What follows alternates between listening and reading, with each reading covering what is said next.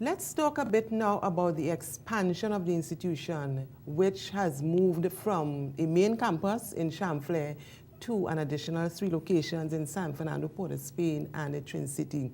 This is indeed an indication of the excellence in service delivery and again, the innovation and the dynamism which you have as leader of the institution. How did it happen in terms of the expansion? I know, you articulated again before, but well, what's the happening? Chinese say that a journey of 1,000 miles begins with a single step, and it has really been that way. It has really not been an expansion where we have actually sat down and said one day, hey, we want to have 4 campuses, and in 2003 we're going to have the second one, in 2006 the third, in 2009 the fourth. It didn't happen that way. It was really a natural, organic way of And I think what has happened also is that you are constrained in terms of expansion by staff, by people who share the vision. And every one of our campuses, the bulk of the individuals there at the higher level are past graduates of SPCS or have worked with us for a long time. And that has really been the main factor in terms of determining our expansion, that we did not just want to go and build new buildings and then staff it with people who did not share the vision. And so as we have increased the number of graduates, as we have taken on more staff, as individuals have stayed with us for longer and longer periods as employees, as colleagues, we've been able to then use their talents outside of the main campus in Champlain. So in Port of Spain, graduates, in Twin City, graduates, in San Fernando, graduates, and that has really fueled, again, going back to that recurrent team of people, so that I am very, I can sleep well at night knowing that the people who are the campuses, they care just as much as I do. They really want to deliver the service, excellent level. They have been customers of the organization. They probably still are in terms of doing additional programs. So we have that close connection, and that has really been, what has driven us to really expand. Not just expand physically, but expand in that HR and physical congruence. And that has worked for us as such. It's phenomenal. It has worked really well. It's phenomenal. It's phenomenal. SPCS can be described as a main contributor to the successful development of the education sector in Trinidad and Tobago. I think you have played a big role and continue to do so. Describe briefly for us how you propose to further position the institution to enhance the sector at a national level. You ask a good question. I mean, this is something that has been really focused in my mind for quite a while now in terms of what is it we need to do to ensure that the people we put out there can really move our society and our country forward.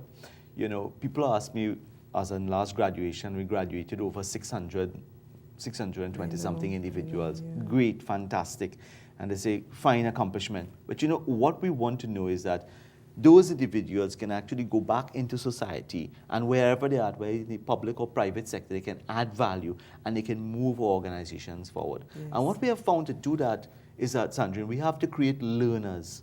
We have to now change that whole mindset of really you just come into school or college or university to obtain a credential, but really a credential with power behind it, with the ability to use that credential, with the ability to effect change. And I think that is where we are now at SPCS. All our programs and all our approaches to teaching, how can we really deliver that magic in the classroom in such a way that people can go out there and be acolytes, go out there and say, yes, I'm not going to accept this status quo. I think this organization can do better because I am here, and I'm not going to be here if I can't make a change or if I can't improve it. And that's really our thinking in everything we now do, to really create a new cadre of people. Excellent. People come into the system who can go out there and make Trinidad and Tobago #1 and really prove the point that our human resource really is more valuable than the oil and gas. Excellent. Excellent. We get some closing thoughts from Dr. Maraj when the Business Watch returns after this break.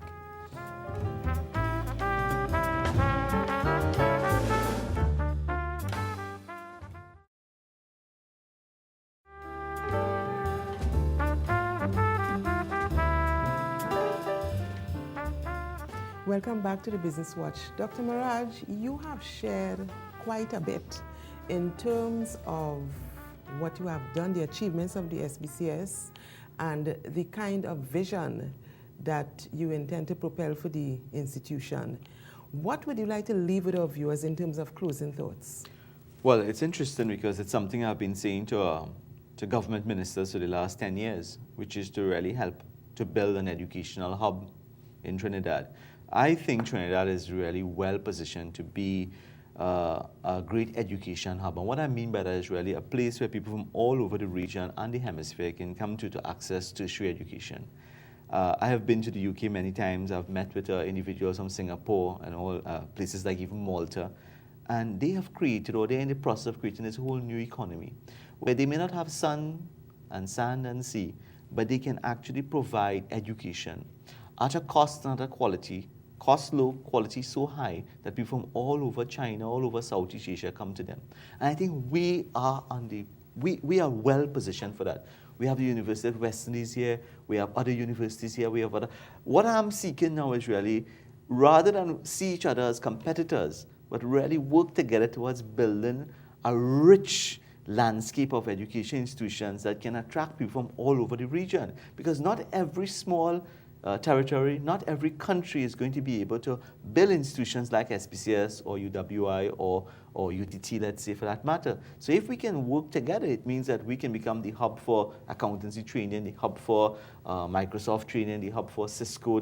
We can do things together. So it's like, the whole thing in business where one shoe store on a street may not do much, but if you put 25 shoe stores on the same street, you suddenly make it into a shoe district, and people from all over the country come to that one point. I think that is, I think the current Prime Minister has articulated that. She did, and yes. So I think it's definitely, what I would like to think now is that we work with that strategic plan in mind as to how we can incorporate everyone, all institutions, small, medium, large, because I think we all have a role to play.